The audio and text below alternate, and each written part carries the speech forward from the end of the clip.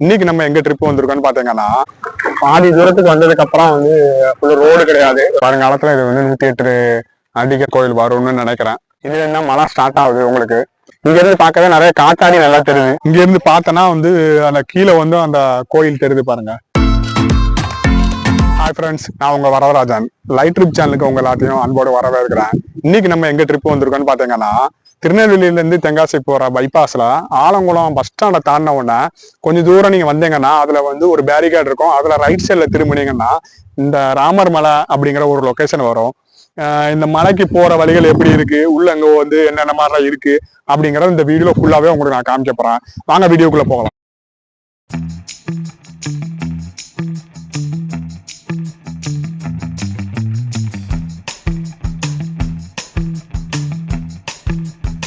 போற வழியில பாத்தீங்கன்னா இந்த மாதிரி வனப்பகுதியை சுத்தமாக வைத்துக் கொள்ளணும்னு ஒரு போர்டு வச்சிருக்காங்க. கண்டிப்பா அங்க மான்லாம் நிறைய இருக்கும்னு நினைக்கிறேன்.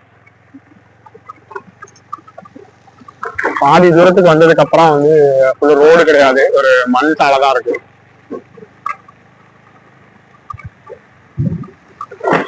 ஃபேமிலியோட நிறைய பேர் கடைசி சனிக்கிழமை அப்படிங்கறதுனால ஃபேமிலியோட நிறைய பேர் வந்திருக்கிறாங்கன்னு நினைக்கிறேன். மற்ற நேரங்களில் நீங்க வந்துடாதீங்க, கடைசி சனிக்கிழமை மட்டும் தான் அது வந்து ஓபன் பண்ணுவாங்கன்னு நினைக்கிறேன். தெரியல என்னன்னு செக் பண்ணிக்கோங்க. ரைட் சைட்ல பாத்தீங்கன்னா கீழே இந்த மாதிரி ஒரு ராமர் கோவில் இருக்கு. அதுக்கு பின்னாடி பக்கத்துலயே வந்து பெட்டி கடை இருக்கு. அது பக்கத்துல வந்து உணவு கூடம் வச்சிருக்கிறாங்க. இந்த இடங்கள்ல வந்து அன்னதானம் போடுறாங்க. வயசானவங்க வந்தீங்கன்னா இந்த இடத்துல வந்து நீங்க உட்காந்துக்கலாம். முடியுங்கிறவங்க மேல வந்து ராமர் கோவில் மலை மேல ஏறலாம். அதுக்கு ரைட் சைட்ல உங்களுக்கு வந்து லட்சுமி நாராயணங்கிற ஒரு மண்டபம் இருக்கு. அதுவும் பார்க்க ரொம்ப அழகா இருக்கு. அது நாராயணர் கோவில் இருக்கு. சீதா தெப்பம்ங்கிறது ஒண்ணு அதுக்கு அடுத்தால இருக்குது. அந்த சீதா தெப்பம் எப்படி உருவானதுன்னு பாத்தீங்கன்னா ராமர் வந்து இலங்கையில இருந்து சீதாவை ரிட்டர்ன் கூட்டிட்டு போகும்போது அவங்க தண்ணி கேட்கும் போது இந்த இடத்துல அவங்களுக்கு தண்ணி கொடுக்கறதுக்கு ராமர் காமிச்சிருக்காரு. அதுதான் அந்த சீதா தெப்பம் அப்படிங்கிறத வைக்கிறாங்க. சைட்ல வந்தீங்கன்னா அங்க வந்து ஒரு அனுமார் சிலை இருக்கு. இந்த அனுமார் சிலை மாதிரிதான் அங்க வந்து கெட்ட போறாங்க. கிட்டத்தட்ட வந்து இந்த கல்வெட்டுல பக்கத்துல இருக்க கல்வெட்டுல வந்து உங்களுக்கு போட்டிருக்காங்க.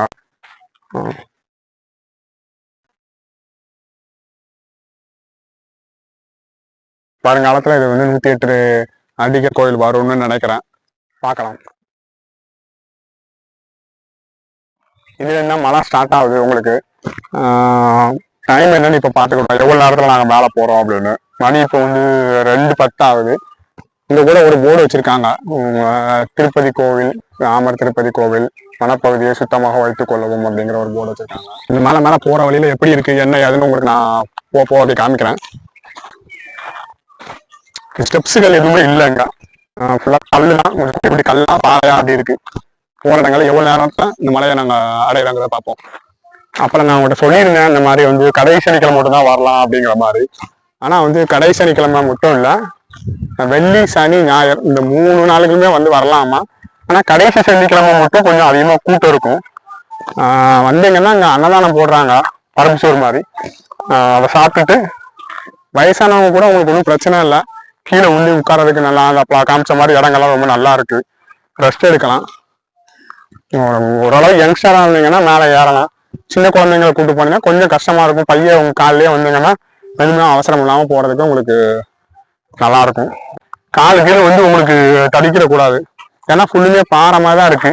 வரக்கூடிய போற இடங்கள்ல எப்படி இருக்குங்கிறத நம்ம போய் பார்ப்போம். இனிமே லேசா எனக்கு மூச்சு வாங்க ஆரம்பிச்சுட்டு அந்த மேலே இருக்கிற அந்த தகர கொட்டா மாதிரி இருக்கலாம், அந்த உச்சிக்கு தான் போக போறோம்.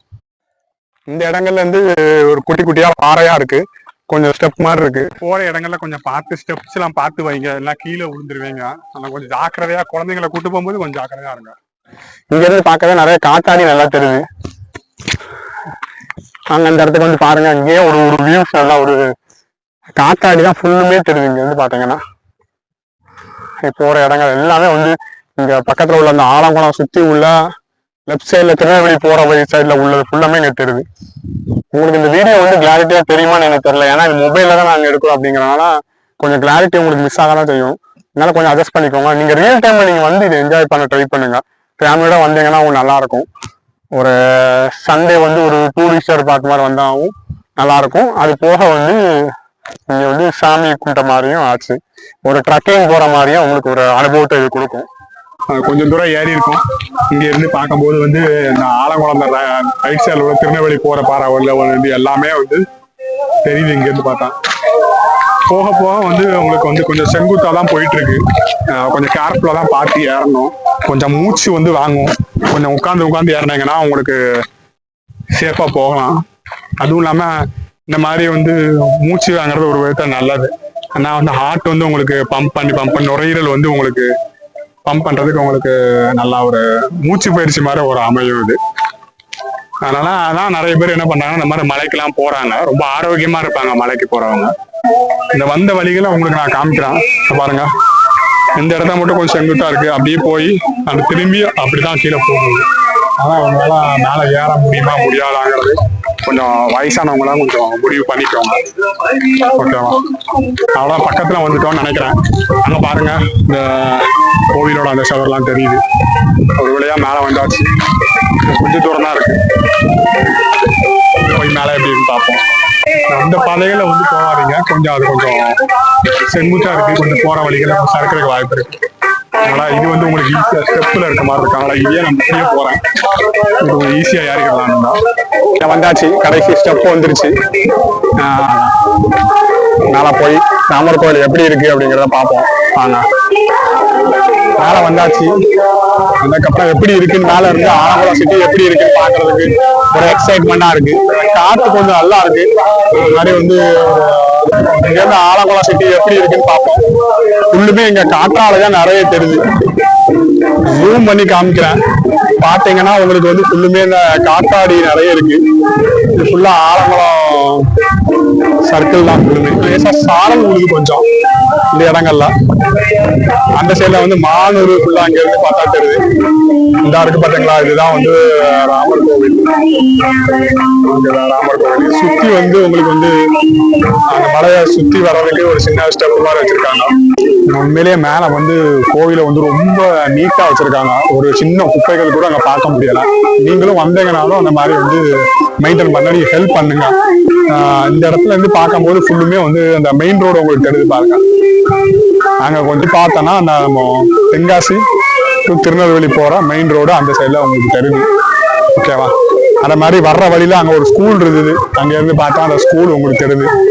நல்ல ஒரு வியூ பாயிண்டா இருக்கு. ஒரு அப்படியே இந்த இடத்துல இருந்து அப்படியே அந்த சைட்ல பின்னாடி வரும். பின்னாடி வந்து ஒரு பிரகாரம் மாதிரி ஒரு இடம் வச்சிருக்காங்க. சுத்தி இந்த மாதிரி நடக்கிற ஃபுல்லுமே வந்து தடக்கல் எல்லாம் போட்டிருக்காங்க. பின்னாடி போய் காமிக்கலாம் எப்படி இருக்கு. மேல இருந்து பார்க்கும்போது வந்து நிறைய மேகமூட்டம் இருக்கிறது வந்து உங்களுக்கு நல்லா தெரியுது. அப்படியே ரைட் சைட்ல பார்த்தோம்னா வந்து மேற்கு தொடர்ச்சி மலை தெரியுது. அதுக்கு மேல வந்து அந்த மேகம் உரத்துறதுங்கிறது தெளிவா தெரியுது. எங்களோட போன் கிளாரிட்டி வந்து கொஞ்சம் பரவாயில்லாம இருக்கிறதுனாலதான் உங்களால அதை கிளியரா துல்லியமா உங்களுக்கு காமிக்க முடியல.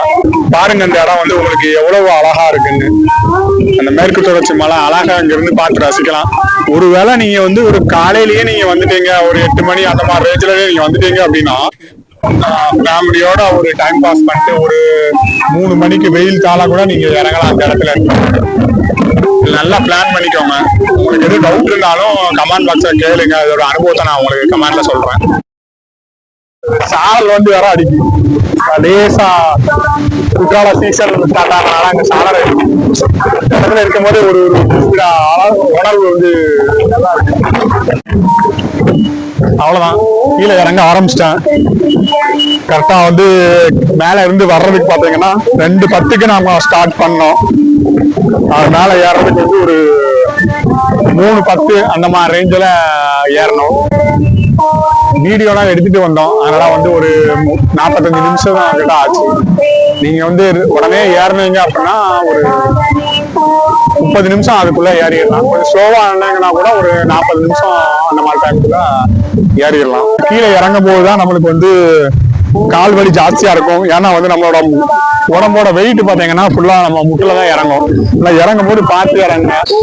மேல ஏறும் போது நீங்க கொண்டு வர்றது வந்து என்னன்னு பாத்தீங்கன்னா வந்து தண்ணி கண்டிப்பா கொண்டு வந்துருங்க. ஏறும் போது கொஞ்சம் வெயிலா இருந்ததுன்னா தண்ணி தேவைப்படும். ஏன்னா வந்து மேல வந்து உங்களுக்கு அக்வாஃபினா வாட்டர் வச்சிருக்காங்க. அதுக்கப்புறம் பாத்தீங்கன்னா டாய்லெட் வசதியும் மேல இருக்கு. லேடிஸ் வந்தாலும் ஒன்றும் பிரச்சனை இல்லை, மேல டாய்லெட் வசதி இருக்கு. வந்துட்டு சாயந்தரம் வரைக்கும் நீங்க இருந்துட்டு ஒரு 3 மணிக்கு மேல நீங்க கிளம்புறதுக்கு ஒரு நல்ல ஒரு ட்ரிப்பா இருக்கும். நாங்க போற ட்ரிப் எல்லாமே பாத்தீங்கன்னா பட்ஜெட் ட்ரிப்பா தான் நாங்க வந்து பிளான் பண்ணிருக்கோம். உங்களுக்கு காசுனா பெரிய லெவலில் செலவாகாது. ஏன்னா எங்ககிட்டயும் காசு கிடையாது. மெதுவா கீழே இறங்க ஆரம்பிச்சேன். இங்க இருந்து பார்த்தீங்கன்னாலே கீழே ஃபுல்லுமே நல்லா வியூ நல்லாவே தெரியுது. மெதுவா அப்படியே அவசரம் இல்லாம கீழே இறங்கிடலாம். குழந்தைங்களை கூட்டு வரும்போது மட்டும் கொஞ்சம் ஜாக்கிரதையா கூட்டுவாங்க. நான் கால் கீழே கொஞ்சம் பசங்கிடக்கூடாது. பாதி இடத்துல இறங்கி வந்துட்டு இருக்கேன். இங்க இருந்து பார்த்தனா வந்து அந்த கீழே வந்து அந்த கோயில் தெரியுது பாருங்க. கொஞ்சம் கிளாரிட்டி மிஸ் ஆகும்னு நினைக்கிறேன் மொபைல் எடுக்கிறனால. ஜூம் பண்ணி பார்த்தா அங்க தெரியும் அந்த கோவில் அங்கதான் இருக்கு. அங்கதான் சாப்பிட்டுக்காம இன்னும் அவ்வளவு தூரம் நம்ம வந்து இந்த கீழே இறங்குற மாதிரி இருக்கும். கொஞ்சம் வெயிட்டா இருக்கிறவங்களுக்கு மட்டும் கொஞ்சம் கஷ்டமா இருக்கும். ஆனா வந்து அவங்க கொஞ்சம் வெயிட் வந்து அவங்கள முட்ல இறங்கும் போது கொஞ்சம் கஷ்டமா இருக்கும். கையில ஒரு ஸ்டிக் வச்சிருந்தாங்கன்னா அவங்களுக்கு கரெக்டா இருக்கும். ஏறது கொஞ்சம் ஈஸியா இருக்கும். இறங்குறதுக்கும் வந்து கண்டிப்பா ஸ்டிக்கு தேவைப்படும். இறங்குறதுக்கு ஊனினே இறங்கலாம். அதுக்கப்புறம் வந்து இறங்கி முடிச்சோன்னு வந்து நம்ம கொஞ்சம் மூச்சு வாங்கும். கொஞ்சம் உட்காந்து ஏறினாங்கன்னா கொஞ்சம் அது நல்லா இருக்கும். அதுமே உங்களுக்கு வந்து மூச்சு பயிற்சி மாதிரிதான். நம்ம எங்க ஓட போறோம் ஆட போறோம் அது வந்து வந்துட்டு போனீங்கன்னா அவங்களோட உடம்பு வந்து ரொம்ப ஆரோக்கியமா இருக்கும். மலைகள்ல வந்து நிறைய இடங்கள்ல பாத்தீங்கன்னா இந்த மாதிரி சப்பாத்தி களி தான் இருக்கு. இறங்கும் போது வந்து உங்களுக்கு கொஞ்சம் தொட வந்து கொஞ்சம் கிடுகிடுன்னு நடக்கிற மாதிரி ஒரு ஃபீல் வரும். ஏன்னா வந்து தொடர்ந்து நம்ம இறங்கும் போது இந்த மாதிரி ஒரு ஃபீல் வரும். அவ்வளவுதாங்க, கீழே இறங்கியாச்சு. இந்த வீடியோ உங்களுக்கு பிடிச்சிருந்துன்னா லைக் பண்ணுங்க. உங்களுக்கு ஏதாவது குறைகள் தெரிஞ்சாலும் கமெண்ட் பண்ணுங்க. இல்லைன்னா இந்த மலைக்கு எப்படி போகணும் உங்களுக்கு ஏதாவது டவுட் கேட்கணும்னு தோணுச்சுன்னா கூட நீங்க வந்து கமெண்ட் பண்ணுங்கன்னா அதுல நான் உங்களுக்கு வந்து பதில் சொல்றோம். மறக்காம சப்ஸ்கிரைப் பண்ணுங்க. அப்பதான் வந்து இதை மாதிரி நிறைய வீடியோஸ் எங்களுக்கு போடுறதுக்கு ஒரு உத்வேகமா அது அமையும். தேங்க்யூ. உங்களுக்கு காசுனா பெரிய லெவலில் செலவாகாது. ஏன்னா எங்ககிட்டயும் காசு கிடையாது.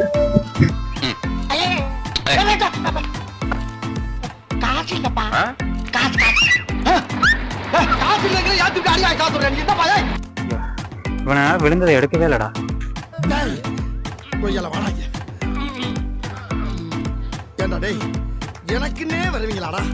நாங்க வந்து உங்களுக்கு கமெண்ட்ல உங்களுக்கு பதில் ரீப்ளே அனுப்புறோம். அங்க என்ன கிணறு வட்டிக்கிட்டு இருக்காங்க பேசி. இந்த ராமர் திலகம் இட்டோம்னா பாத்தீங்கன்னா நான் ஒரு சேட்ஜி மாதிரி உங்களுக்கு பாக்குறதுக்கு தெரியும். மூஞ்சி பார்த்தா அப்படி தெரியலையே.